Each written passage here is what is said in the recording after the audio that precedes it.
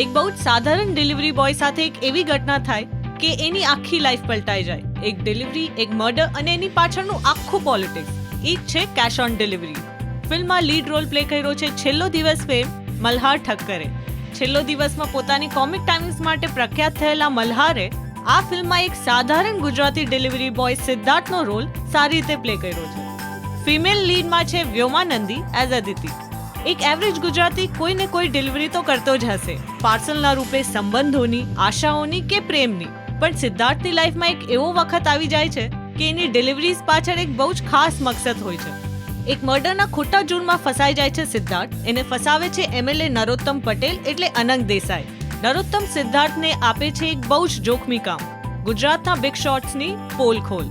સિદ્ધાર્થ એની girlfriend Aditi સાથે કેવી રીતે ગુજરાતના બિગ શોટ્સના રિયલ ફેસ બધા સામે લઈ આવવાના ચક્કરમાં પોતે જ ફસાઈ જાય છે. એ જ છે કેશ ઓન ડિલિવરી. ફિલ્મના એક્ટર્સ એન્ડ સુધી તમને જાળવી રાખશે.